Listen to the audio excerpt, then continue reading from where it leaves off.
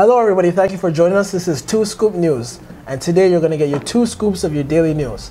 I'm Samuel Appiah. I'm Leanne Prendergast. A church pastor in the Scarborough district of Toronto allegedly sexually assaulted a woman while performing exorcisms on her, police said. He goes by the name of Wayne Marlin. He's 53 years old, and he was offering spiritual guidance sessions at the United Spiritual Baptist Church in Toronto, Ontario. So exorcism is the removal or attempted removal of an evil spirit from a person or a place. Now, these sessions included the exorcisms he performed on his accuser between May of 2011 and May of 2013. The woman said her exorcist assaulted her and also stole money and property while attempting to save her soul. Jones has been charged with sexual assault and fraud, and police say that he might have other victims. What do you think about this whole thing? I think it's kind of scary, especially being a woman and entrusting yourself with people who claim to be of God, entrusting your protection and safety amongst people who say, you know what, God has given me this power, this wisdom, etc. We're supposed to be representing God. So it makes me feel very uncomfortable that a woman would become vulnerable in order to receive help and yet be taken advantage of. I don't know how people see the church or an organization who's supposed to represent Christ and salvation when these things are happening. And so 2 Timothy 3 verse 5 says, having a form of godliness, but denying the power thereof, from such turn away.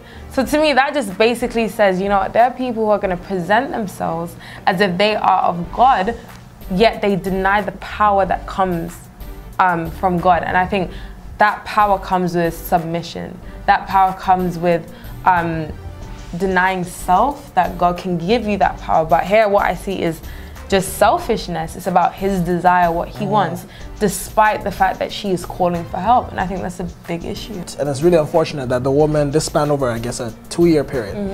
And so here it is that you're looking for help or whatnot, but because of the deceptive nature of it, you develop a sort of dependence on this person who, you know, is in a position of leadership, right? And so it's just a cyclical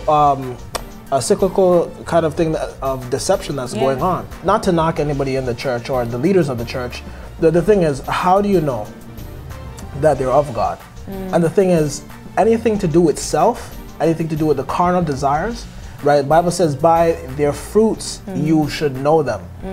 And the fruit would tell you whether or not this is, because there's some fruit out there which is poisonous. You know, you can't eat every fruit. When you were talking about the fruits, that verse comes from Matthew 7 verse 15 to 16, but verse 15 says, beware of false prophets which come to you in sheep's clothing, but inwardly they are raving wolves. So in a sense, the Bible in itself, the Bible, which is, you know, the highest standard book, is telling us to be aware. There's a text in the Bible that speaks about if it were even for the elect, they would be deceived, because the thing about deception or falsehood or pretense is such a big thing. And so the Bible's saying, be aware of people who actually come claiming that they're people of God, claiming that they are on a mission about God's work and the gospel, when really they have their own motives and agenda. And if anything, I think that is more harmful than somebody who's upfront and says, you know what, this is what I do, this is what I'm a part of. But you have people who pretend to want to help you, people who pretend to be people of God, and in the end they are not. We have to be wise in trusting people, not because you have the honorific or the worldly qualifications, does not mean that you're qualified by God.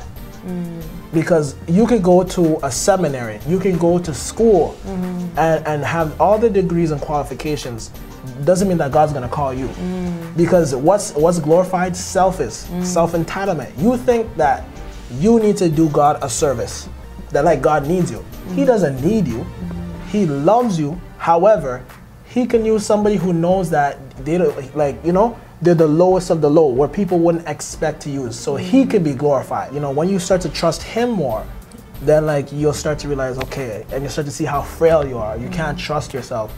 You know, we could say, oh, the woman should have known better. A lot of people might be saying that right now, some of the viewers. However, when you're in a situation of desperation and you're looking for help, you go anywhere for help, anywhere, anywhere. So. But we thank you for joining us today, and we want you to leave your comments below and subscribe because we want to hear what you think. Thank you for joining us. This is 2 Scoop News, and we hope you got your 2 scoops of your daily news.